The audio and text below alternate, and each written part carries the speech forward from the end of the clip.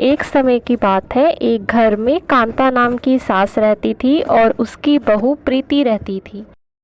कांता का स्वभाव बहुत अच्छा था। वो अपनी बहू पे हुक्म नहीं चलाती थी। वो मिलजुल कर रहने में विश्वास रखती थी। पर प्रीति का स्वभाव ऐसा नहीं था। वो अपनी सास की इज्जत नहीं करती थी और घर में भी वो किसी से सही से बात भी नहीं करती थी। प्रीति की आदत थी, वो छोटी छोटी बातों पे कलेश करती थी। अगर उसे कोई एक कह दे तो एक की चार बातें सुना देती थी। प्रीति पढ़ी लिखी थी और बड़े घर से आई थी, इसलिए वो किसी को कुछ समझती ही नहीं थी।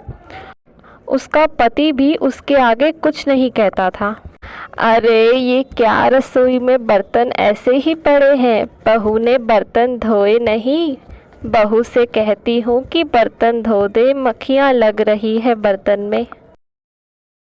और कांता प्रीति को आवाज़ देती है, बहू बहू इधर आओ ज़रा। और तभी कांता की आवाज़ सुनकर वहाँ प्रीति आ जाती है। जी कहिए, क्या हुआ? बेटा, रसोई में बर्तन ऐसे ही पड़े हैं, तुमने धोए नहीं, मक्खियाँ लग रही है बर्तनों में। अरे तो क्या हो गया, बर्तन पड़े हैं तो धुल जाएंगे। और कौन सा कोई आके धोएगा, मुझे ही तो धोने हैं। मुझे लगा पता नहीं क्या ज़रूरी बात होगी, ज़रा सुनती हूँ जाके। पर आप तो थोड़ी देर मुझे बैठा देख नहीं सकती है ना? बहू कैसी बातें कर रही हो, भला मुझे तुम्हारे आराम करने से क्या दिक्कत होगी? बर्तन दोपहर से रखे हुए हैं और अभी रात हो चुकी है, रात के खाने का वक्त हो गया है। तो आप क्या चाहती हैं कि मैं सारा दिन बस काम ही करती रहूं, थोड़ा आराम भी ना करूं? मैं इंसान हूं, मशीन नहीं। बहू तुम मुझे गलत समझ रही हो, मेरा ये मतलब नहीं था। अगर मेरी कमर में दर्द नहीं होता तो मैं खुद ही सारे बर्तन धो देती। तुम्हें कहने नहीं जाती, मुझसे खड़े होकर काम नहीं होता है। नहीं तो इतने बर्तन धोने में क्या है? हाँ हाँ, आपके लिए तो बर्तन धोने के काम की कोई कीमत क्या है, ये तो ऐसे ही हो जाता है। खैर छोड़िए। और तभी प्रीति का फ़ोन बजने लगता है मेरी मम्मी का फ़ोन आ रहा है। खैर छोड़िए, मुझे आपसे कोई बहस नहीं करनी है। मैं जा रही हूँ, मेरी मम्मी का फ़ोन आ रहा है। और प्रीति वहाँ से चली जाती है और अपनी माँ से फ़ोन पे बात करने लगती है। बहू ने तो मेरी बातों का गलत मतलब समझ लिया। मेरा कहने का ये मतलब नहीं था। मैं ही धो लेती हूँ बर्तन, नहीं तो रात के खाने के लिए देर हो जाएगी। कांता रसोई में जाकर सारे बर्तन धो देती है। ज़्यादा देर खड़े रहकर काम करने की वजह से कांता की कमर में दर्द होने लगता है। इतनी देर खड़े रहने की वजह से कमर में तो बहुत ज़्यादा दर्द हो रहा है। इस बुढ़ापे ने तो हाथ पैर ही जाम कर दिए हैं, कोई काम ही नहीं करने देता है। थोड़ी देर बाद प्रीति रसोई में जाती है बर्तन धोने के लिए और धुले हुए बर्तन देखकर हैरान हो जाती है और कहती है, अरे वाह, बर्तन तो धुल गए सारे। मुझे नहीं पता था कि लड़ने का फ़ायदा भी हो जाएगा। सही है, ये चीज़ तो मुझे रोज़ करनी चाहिए। पहले तो मैं सोच रही थी कि बर्तन धो के उस बुढ़िया के लिए खाना बना दूंगी और अमित जी के साथ पार्टी में चली जाऊंगी। इस बुढ़िया में तो बहुत ताकत है, मुझे क्या ज़रूरत है खाना बनाने की, ये बुढ़िया खुद बना के खा लेगी। प्रीति अपने कमरे में वापस चली जाती है और पार्टी के लिए तैयार हो जाती है और अमित भी ऑफिस से वापस आ जाता है। कांता भी वहाँ आ जाती है। अरे बेटा, आ गए तुम, कैसा रहा दिन तुम्हारा? ठीक था। अरे आप ये सारी बातें छोड़िए, आप तैयार क्यों नहीं हुई हैं? तैयार पर क्यों बेटा, कहीं जाना है क्या? अरे आपको प्रीति ने बताया नहीं, आज प्रीति की मम्मी का बर्थडे है, वहाँ जाना है हमें। बर्थडे बर्थडे, ये क्या होता है? ओहो माँ, बर्थडे बर्थडे होता है, जन्मदिन, प्रीति की माँ का जन्मदिन है। अच्छा, जन्मदिन है तो ऐसे कहना जन्मदिन है, ये क्या बर्थडे बर्थडे कह रहा है। हाँ हाँ ठीक है, जाओ पहले, जाओ तैयार हो जाओ, मैं भी तैयार होकर आता हूँ। ठीक है बेटा, मैं अभी तैयार होकर आती हूँ।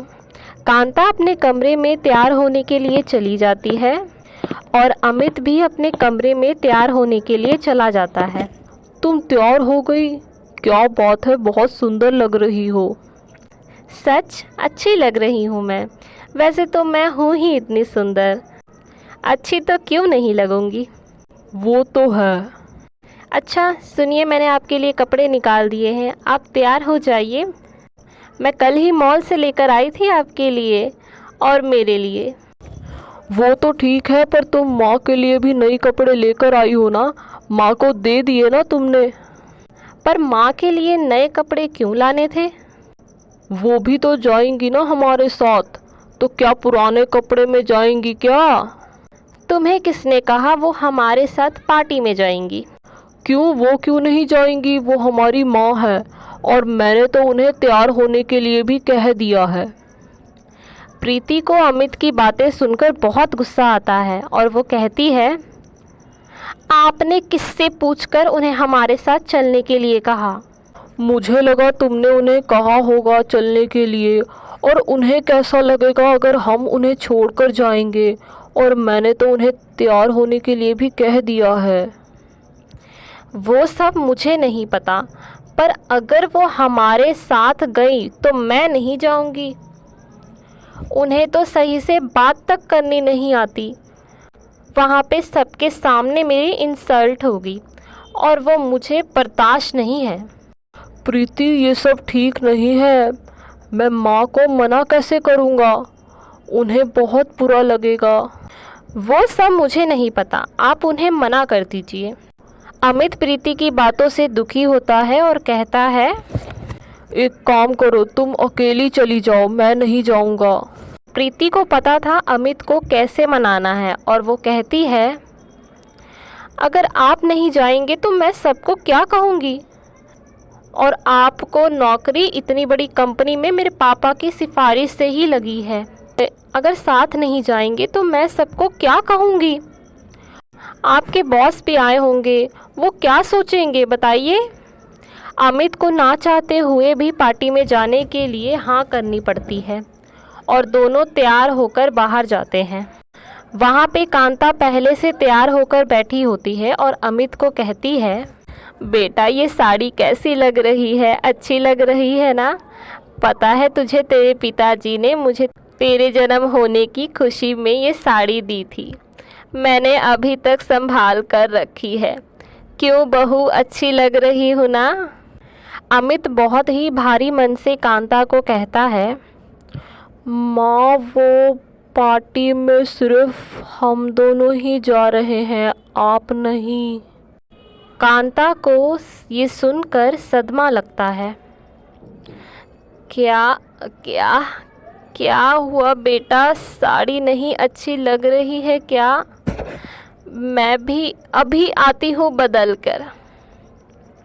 और तभी अमित कहता है, नहीं माँ, ये बात नहीं है, वो दरअसल ये पार्टी में बहुत शोर शराबा होगा, नाच गाना होगा, तो आपको वहाँ नहीं जाना चाहिए और आपको अच्छा भी नहीं लगेगा, इसलिए कह रहा हूँ कि आप मत जाओ, आप घर पर रहो।